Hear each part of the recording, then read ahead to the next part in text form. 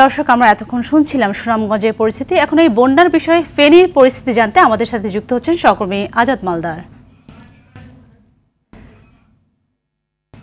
আজাদ, আমরা জানতে পেরেছি যে ফেনীতে বাঁধ ভেঙে লোকালয়ে পানি ঢুকে গেছে, তো এই অবস্থায় সেখানকার সর্বশেষ পরিস্থিতি কি দেখতে পাচ্ছেন?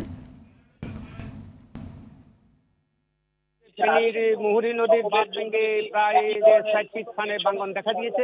গত রাত থেকে ভাঙনের কবলে পড়ে প্রায় ৬০টি স্থানে ভাঙনের পরে প্রায় ১০টি গ্রাম পানিতে তলিয়ে গেছে। তো আমরা এখানে এই যে এখন আমি একটি বাঁধের ভাঙনের পাশে দাঁড়িয়ে আছি, এখানে দেখতে পাচ্ছেন যে একটি বসত ঘরকে সব তছনছ করে নিয়ে চলে গেছে। তো এখানে এই যে প্রতি বছর এই যে ফেনী নদী, ফেনীর মুহুরী নদী এবং কহুয়া নদীর ভাঙনের ফলে এবং প্রতি বছর এখানে গ্রামকে গ্রাম যে ক্ষতিগ্রস্ত হচ্ছে, আর্থিক ক্ষতিগ্রস্ত হচ্ছে, কোটি কোটি টাকা লোকসান হচ্ছে, মানুষের আর্থিকভাবে মানুষ হয়রানির শিকার হচ্ছে। আসলে কাটিয়ে ওঠার মতো, ওভারকাম করার মতো তাদের কোনো শক্তি এবং সামর্থ্য থাকে না, যার কারণে তারা এখানে আমাদেরকে জনগণ জানিয়েছেন যে তারা এখানে টেকসই বাঁধ চান, স্থায়ীভাবে বাঁধ নির্মাণ চান। তারা এখানে সাহায্য সহযোগিতা চান না।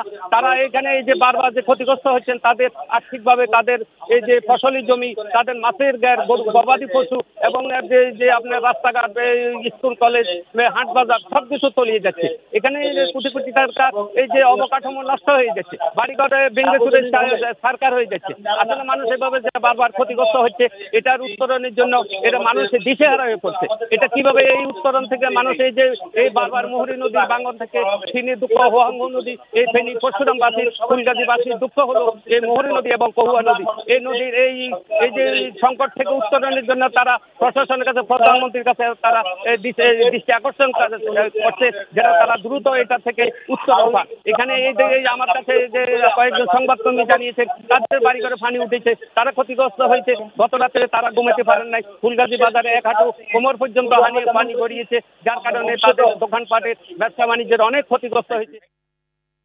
ধন্যবাদ আপনাকে।